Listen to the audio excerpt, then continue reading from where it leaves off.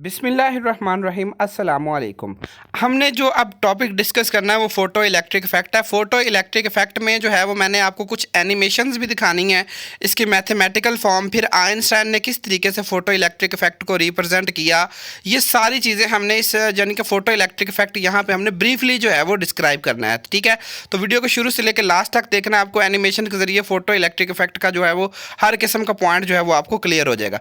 सबसे पहले हम जो है फ़ोटो इलेक्ट्रिक इफ़ेक्ट की एक छोटी सी एनिमेशन वाली वीडियो देखते हैं कि ये हमारे पास एक डिस्चार्ज ट्यूब है। ठीक है, और डिस्चार्ज ट्यूब को हमने जोड़ दिया बैटरी के साथ। अब बैटरी में दो टर्मिनल होते हैं, एक पॉजिटिव और एक नेगेटिव। ठीक है, और जो इसको हमने जो एक टर्मिनल को हमने एक इलेक्ट्रोड को हमने क्या किया, नेगेटिव टर्मिनल से जोड़ दिया, जिसको हमने क्या कह देना है, कैथोड, और दूसरे को हमने पॉजिटिव टर्मिनल से जोड़ दिया, जिसको हमने क्या कह देना है, एनोड कहना। और इनमें एक गैल्वानोमीटर यहाँ पे हमने फिट कर दिया। ठीक है, अब हमारे पास कोई भी सोर्स ऑफ एनर्जी है, सोर्स ऑफ लाइट है, तो हमने ये हमारे पास एक एक्सपेरिमेंटल जो है वो सेटअप है।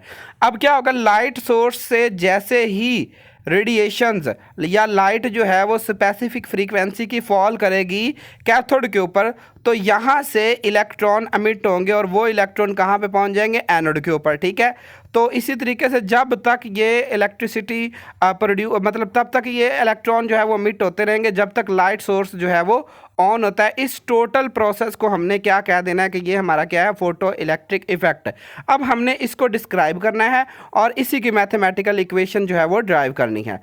तो सबसे पहला पॉइंट कि when a beam of light, हम डेफिनेशन देखते हैं कि फोटो इलेक्ट्रिक इफेक्ट को हम किस तरीके से एक्सप्लेन कर सकते हैं। तो भी आपके सामने एक पीछे एक छोटी सी एनिमेशन मैंने क्रिएट करके आपको दिखाई है कि when a beam of light of proper energy is incident on the metal surface in an evacuated tube, the electron are emitted from the surface of metal. कि हमने जब एक प्रॉपर एनर्जी की लाइट जो है वो मेटल सरफेस के ऊपर जो है वो किसी ट्यूब में मेटल सरफेस के ऊपर फॉल करवानी है, तो उस वक्त जो है वो इलेक्ट्रॉन एमिट होंगे।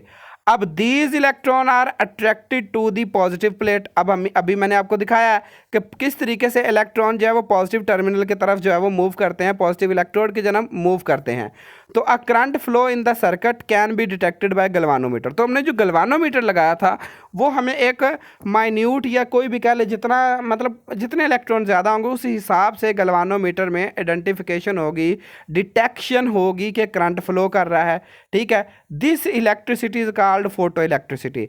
क्योंकि हमने लाइट के ज़रिए जो है वो एक इलेक्ट्रिकल प्रोसेस किया है, तो इस वजह से इस इलेक्ट्रिसिटी को हमने क्या कह देना है कि ये फोटो इलेक्ट्रिसिटी है। और इस फिनोमिना को, इस मेथड को, इस एक्सपेरिमेंट को हमने क्या कह देना है कि ये हमारा फोटो इलेक्ट्रिक इफेक्ट है। अब हम रिटार्डेशन पोटेंशियल के बारे में कुछ डिस्कस करेंगे।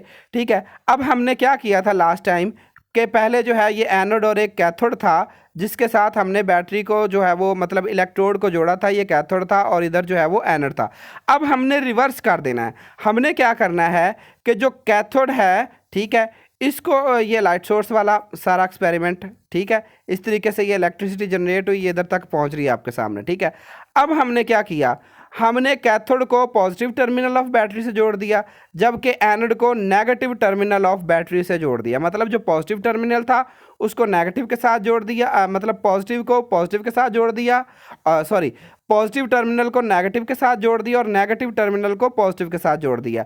पहले क्या था, कैथोड हमारा नेगेटिव टर्मिनल से जुड़ा था, अब हमारा कैथोड किससे जुड़ा हुआ है, पॉजिटिव टर्मिनल से। तो हमने अगेन जब लाइट जो है वो फॉल करवाई तो इस वक्त फिर इलेक्ट्रॉन जनरेट होंगे, लेकिन क्योंकि इलेक्ट्रॉन के ऊपर क्या चार्ज होता है, नेगेटिव चार्ज होता है। अब इलेक्ट्रॉन कैथोड से पीछे हमने देखा कि एनोड की जानब मूव करते हैं। अब एनोड पे क्या चार्ज है, नेगेटिव है, इलेक्ट्रॉन पे क्या चार्ज है, नेगेटिव है, तो वो दोनों एक दूसरे को रिपेल करेंगे। ठीक है, तो कुछ प्रोसेस इस तरह से होगा कि ये जो इलेक्ट्रॉन एमिट हुए हैं कैथोड की सरफेस से वो एनोड तक पहुंचेंगे ही नहीं। ठीक है, इस पोटेंशियल को हमने क्या कह देना है, रिटार्डेशन पोटेंशियल। अब हम जैसे जैसे बैटरी के नेगेटिव टर्मिनल को एक्सेलरेशन देते जाएंगे, एक वक्त वो आएगा कि कोई भी इलेक्ट्रॉन जो है वो एनोड तक पहुंच नहीं पाएगा, क्योंकि एनोड के ऊपर बहुत ज़्यादा क्या हो जाएगा, नेगेटिव चार्ज हो जाएगा, जिसकी वजह से ज़ीरो करंट होगा। तो जब करंट की वैल्यू ज़ीरो हो जाएगी, उस पोटेंशियल को हमने क्या कह देना कि ये हमारा रिटार्डेशन पोटेंशियल है। तो the minimum retardation potential to stop the photo electric current is called stopping potential and it is donated by PS। अब इसकी ये इक्वेशन है सारी, ठीक है, कि 1/2। अब 1/2 क्या होता है, काइनेटिक एनर्जी होती है, हम जानते हैं 1/2 mv² maximum that is equal to stopping potential के इक्वल है। तो v को इधर रखा, 2 उधर डिवाइड हो रहा है, इधर जाके मल्टीप्लाई हो रहा है, m इधर डिवाइड हो मल्टीप्लाई हो रहा है, इधर जाके डिवाइड हो गया, ठीक है। तो ये सामने आपके एंड पे एक इक्वेशन v मैक्स जो है वो निकलती है 2 EPS/m। तो stopping potential increase in linear with increase of frequency, मतलब जो स्टॉपिंग पोटेंशियल है जैसे जैसे फ्रीक्वेंसी बढ़ाएंगे आप, मतलब पीछे भी सारा ऑपरेटर दिखाया, उसी के हिसाब से स्टॉपिंग पोटेंशियल की वैल्यू जो है वो इंक्रीज होती जाएगी, जबकि इंटेंसिटी पे जो है वो बिल्कुल डिपेंड नहीं करता। ये बात जहन में रखनी है कि stopping potential photo electric effect ये सिर्फ और सिर्फ टोटली फ्रीक्वेंसी पे डिपेंड करता है, ये इंटेंसिटी पे डिपेंड नहीं करता, ठीक है। तो अब आइंस्टाइन ने इस थ्योरी को किस तरीके से एक्सप्लेन किया, तो सबसे पहले हम देखते हैं आइंस्टाइन इन 1905 में Einstein explain photo electric effect by the application of quantum theory of light. Quantum theory of light को स्टडी करते हुए जो फोटो इलेक्ट्रिक इफेक्ट को स्टडी करने वाला पहला बंदा कौन था, आइंस्टाइन था। अब इसने क्या जो है वो पॉइंट दिया कि ये फोटोन है, ये जाके इलेक्ट्रॉन के साथ टकराता है, तो जब ये टकराता है तो दो किस्म की पॉसिबिलिटी हो सकती है। पहली क्या है कि whole of the energy of the photon is transferred to electron, कि इलेक्ट्रॉन फोटोन की सारी एनर्जी इलेक्ट्रॉन को ट्रांसफर हो जाएगी। दूसरा क्या होगा, no energy of photon is transferred, दूसरी बात ये होगी कि इलेक्ट्रॉन को किसी किस्म की एनर्जी नहीं मिलेगी। अब ये एनर्जी किस पे डिपेंड करती है, अभी मैंने पीछे बताया फ्रीक्वेंसी पे डिपेंड करती है। अगर स्पेसिफिक फ्रीक्वेंसी है कि वो इस इलेक्ट्रॉन को, मतलब स्पेसिफिक फ्रीक्वेंसी वाला फोटोन आता है वो इस इलेक्ट्रॉन के साथ टकराता है तो एनर्जी ट्रांसफर होगी। लेकिन अगर स्पेसिफिक फ्रीक्वेंसी वाला फोटोन नहीं है तो दूसरा पॉइंट ये जो है ना, no energy of the is transferred. लेकिन अगर क्या हो कि जब if transfer of energy take place then, कि इलेक्ट्रॉन में एनर्जी ट्रांसफर हुई है तो क्या होगा, सबसे पहला पॉइंट तो ये होगा कि portion of energy will use to free the electron from binding force. अब बाइंडिंग फोर्स क्या होती है, वो फोर्स है जिस पर एक इलेक्ट्रॉन मेटल की सतह के ऊपर अटैच है, ठीक है। तो पहला काम ये काम करना है फोटोन ने कि आना है और उस इलेक्ट्रॉन को मेटल की सरफेस से फ्री करवाना है, और दूसरा काम क्या करना है, residual energy is use to give kinetic energy to free electron, और फिर वो उस इलेक्ट्रॉन को इतनी एनर्जी भी देनी कि वो मूव कर सके। अभी हमने पीछे फोटो इलेक्ट्रिक इफेक्ट की एनिमेशन देखी है कि लाइट एनर्जी आती है, कैथोड के साथ टकराती है, इलेक्ट्रॉन निकलते हैं। मतलब पहला काम ये हुआ कि लाइट ने आकर कैथोड से इलेक्ट्रॉन निकाले और फिर उन इलेक्ट्रॉन को इतनी एनर्जी दी है कि वो एनर्जी तक जाए, ठीक है। तो ये आइंस्टाइन ने जो है वो मेन पॉइंट जो है वो इसके थे, जो इसने जो है वो फोटो इलेक्ट्रिक इफेक्ट को एक्सप्लेन किया कि if electron is present below the surface then photon has to do following jobs, कि अब देखेंगे आपके सामने है बिलो द सरफेस, इलेक्ट्रॉन जो है वो ऊपर वाले सतह नहीं बल्कि नीचे वाली सतह में मौजूद है। अब आप सोचेंगे कि ऊपर वाले भी मौजूद हो सकते हैं नीचे, मतलब यहाँ पे एक पॉसिबिलिटी ली गई है कि सपोज फोटोन जो है वो एक ऐसे इलेक्ट्रॉन के साथ टकराता है जो सरफेस नहीं बल्कि सरफेस के नीचे होता है, तो उस वक्त अब इस फोटोन को क्या काम करना पड़ेगा। देखिए ये फोटोन आया, इस इलेक्ट्रॉन के साथ टकराया, अब जो इलेक्ट्रॉन है ये सरफेस के ऊपर आ गया, ठीक है। अब यहां पर फोटोन को 3 काम करना पड़ेंगे। सबसे पहला to bring the electron to surface, पहला काम ये किया कि फोटोन ने इलेक्ट्रॉन को सरफेस के ऊपर लेकर आया।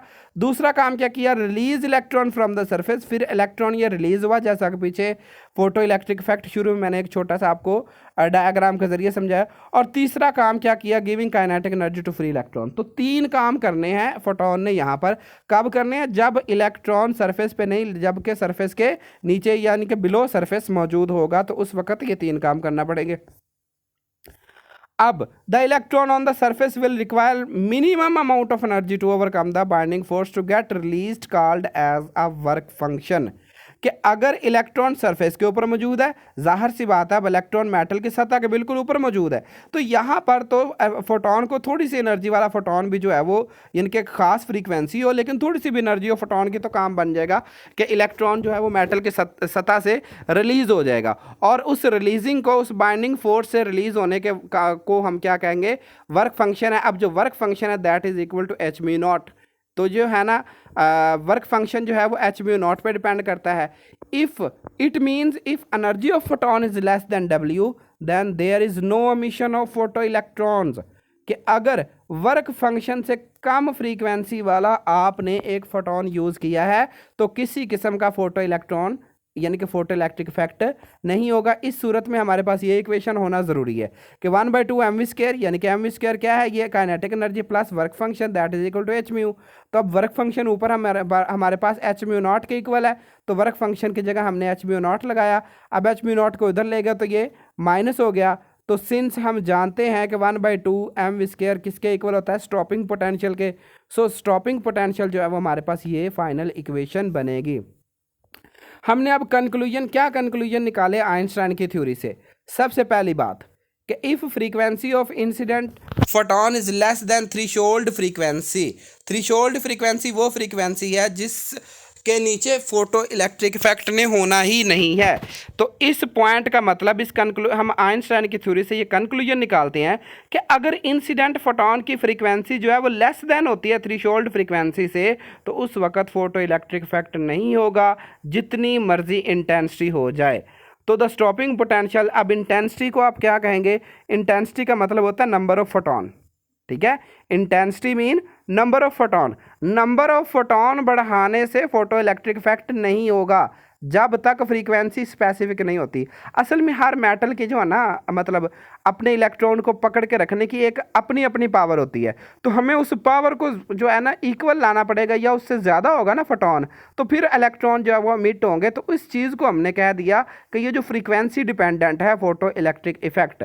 तो स्टॉपिंग पोटेंशियल जो है ये इंटेंसिटी पे भी डिपेंड नहीं करता, ठीक है। तो अब ये हम ग्राफिकल एक्सप्लेनेशन देखते हैं कि ये डॉटेड लाइन से आगे जो है ना ये थ्रेशोल्ड फ्रीक्वेंसी या जो है ना इसके नीचे फोटो इलेक्ट्रिक इफेक्ट नहीं होगा। ये जो एंगल बन रहा है tan theta that is equal to h/c के इक्वल है, ठीक है।